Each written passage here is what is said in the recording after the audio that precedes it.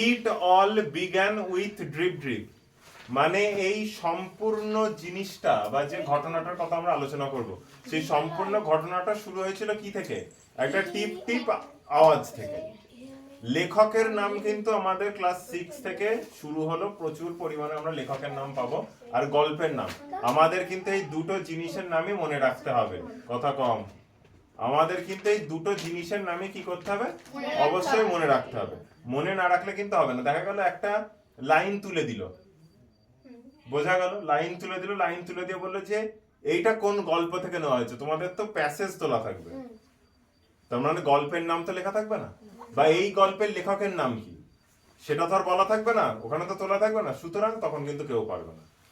তার জন্য কি করতে হবে?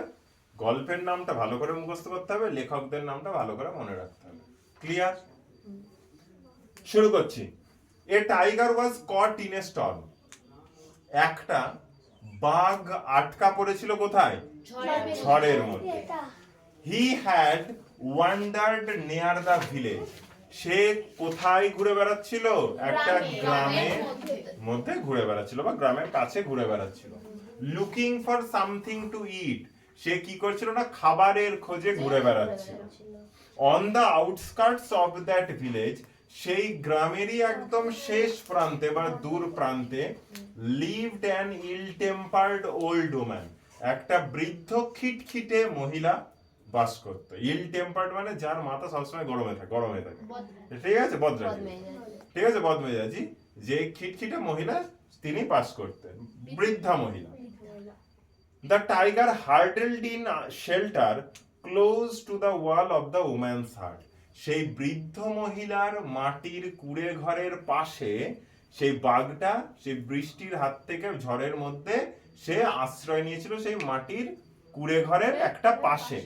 হার্ডেলড ইন শেল্টার, শেল্টার মানে আশ্রয় নাও, হার্ডেলড ইন মানে জড়সড় হয়ে কুকড়ে, ঠিক আছে, আশ্রয় নিয়েছিল সেই বৃদ্ধার কুড়ে ঘরের বাইরের পাশে।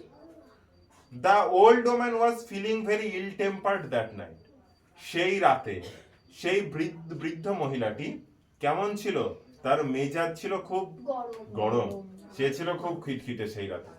The rain water was leaking through the roof, বৃষ্টির জল লিক করছিল মানে ফুটো হয়ে পড়ছিল তার টিনের ছাদ থেকে, ঠিক আছে, টিনের ছাদ হোক বা যাই হোক, তার ছাদ থেকে কি বলবো, সেই জলটা লিক করছিল মানে পড়ছিল।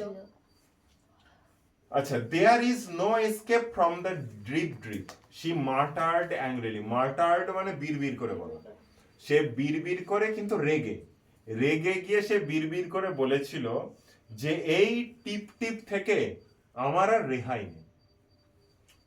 পুশিং, পুশিং মানে ঠেলা দেওয়া, pushing her bed around the room to keep it dry, সে কি করছিল? Pushing the bed around the room, সে ঘরের চারিধারে তার বিছানাটাকে ঠেলছিল। কিসের জন্য? বিছানাটা শুকনো রাখার জন্য। কিপিং ইট ড্রাই মানে এই জিনিসটাকে শুকনো রাখার জন্য সে ঠেলে ঠেলে বেড়াচ্ছিল।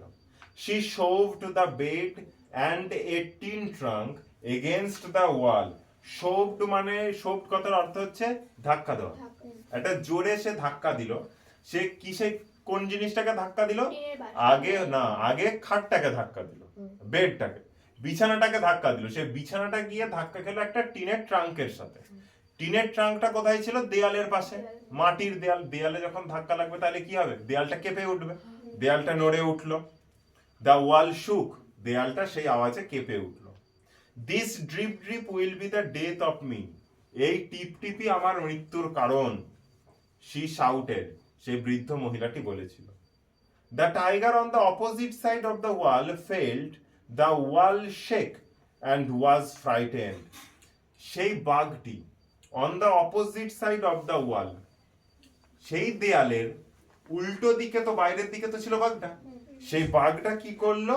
ফেল্ট, অনুভব করেছিল, দ্য ওয়াল শেক, যেহেতু সে দেয়ালে এরকম ভাবে ধাক্কা দিয়ে হেলান দিয়েছিল, যখন এটা যখন ধাক্কা লাগবে তাহলে তার মধ্যে তো কাঁপুনিটা আসবে, তাহলে তো সে কাঁপবে।